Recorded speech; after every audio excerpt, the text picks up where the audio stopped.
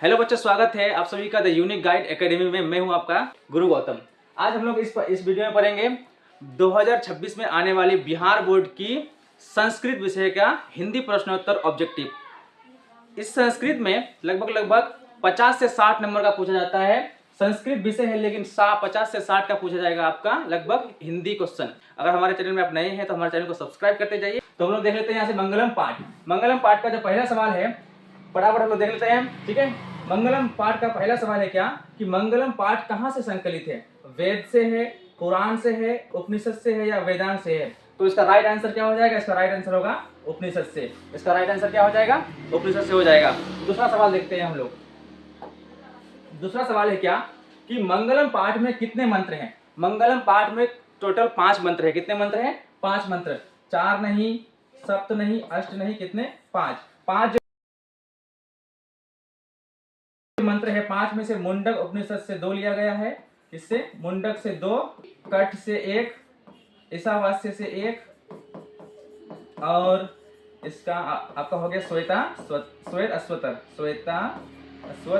ये हो जाएगा। श्वेत अश्वतर उपनिषद से लिया गया है। अगर आप हमारे चैनल में नए हैं तो हमारे चैनल को सब्सक्राइब कर लीजिए, लाइक करते जाइए। ताकि ज़्यादा दिन नहीं है और लगभग 1.5 महीना है, ठीक है। हम लोग इस क्वेश्चन को देख लेते हैं। मंगलम पाठ का दूसरा सवाल था क्या कि मंगलम पाठ में कितने मंत्र हैं? 5। ये हो गया। तीसरा सवाल देखते हैं हम लोग। तीसरा सवाल क्या पूछा है?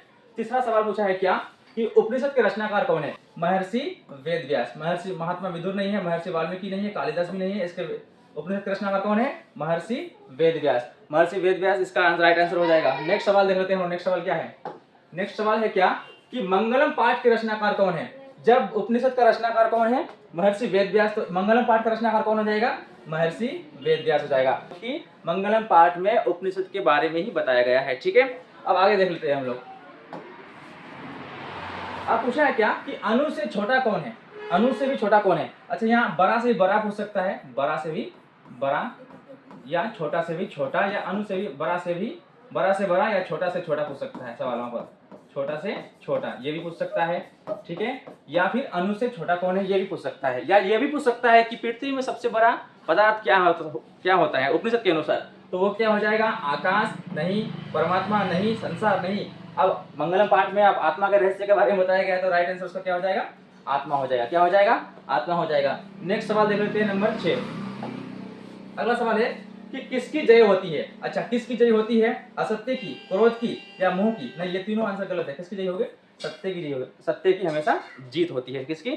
सत्य में जीते नानिर्तम पंथा विततो देवयाना। अब इसको हम लोग देख लेते हैं किसकी जय होती है। अच्छा, सत्य और असत्य के बारे में बताया गया है मुंडक उपनिषद में। किस उपनिषद में? मुंडक उपनिषद में बताया गया है सत्य और असत्य के बारे में। किसके बारे में? सत्य और असत्य के बारे में, ठीक है। सत्य और असत्य के बारे में। सत्य और असत्य, ये हो गया मेरा मुंडक उपनिषद का। किसकी जय होती है? सत्य की। और किसकी हमेशा हार होती है? असत्य की। ये सवाल पूछ सकता है शायद। आगे देख लेते हैं हम लोग। आप पूछा है कि बहती नदी कहाँ मिलती है? समुद्र में मिल जाती है। कहाँ मिल जाती है? समुद्र में मिल जाती है। सरोवर में नहीं, नदी में नहीं। नदी तो पूछा ही है। तालाब नहीं होगा, तालाब तो बहती नहीं है। सरोवर भी नहीं बहती है। बहती है कौन? नदी। नदी कहाँ मिलेगी? समुद्र में। सवाल क्या था कि बहती नदी कहाँ मिलती है? समुद्र में मिल जाती है।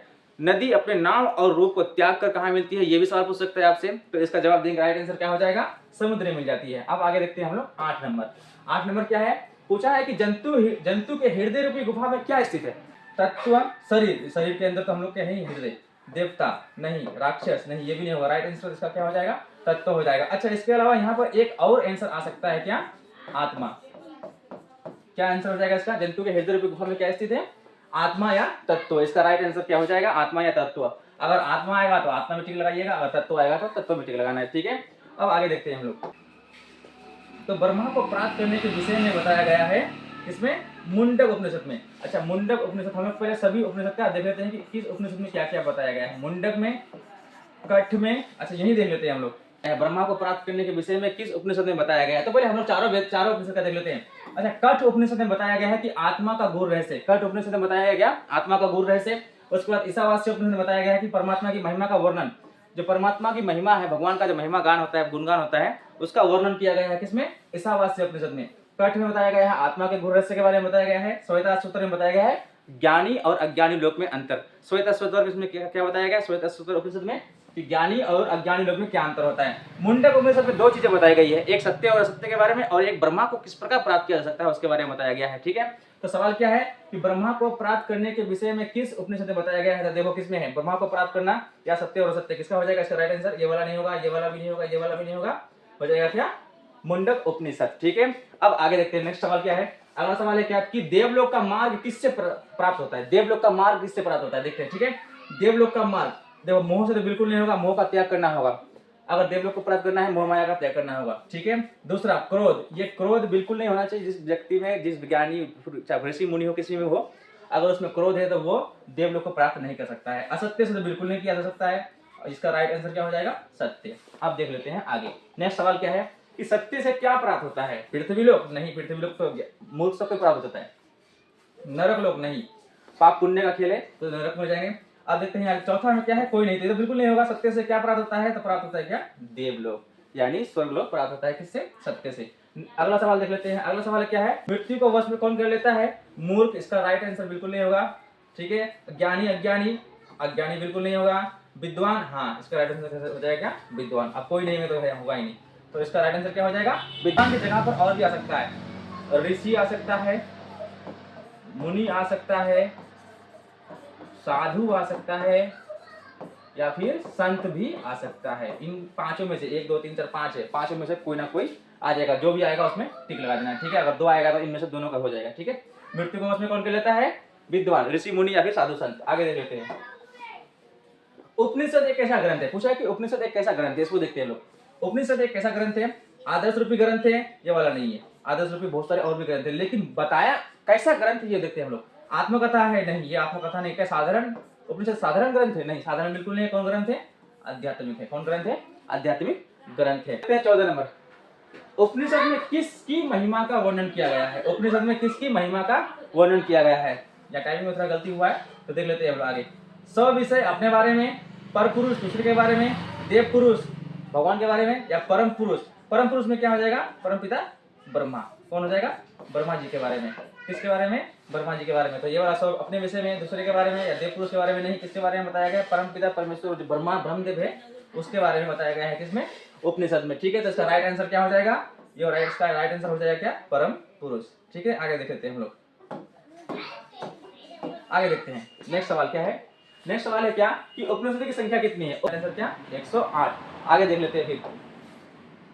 आगे सवाल पूछा है क्या कि आत्मा के गूढ़ रहस्य की किसमें व्याख्या की गई है? कठ उपनिषद में। किसके में की गई है?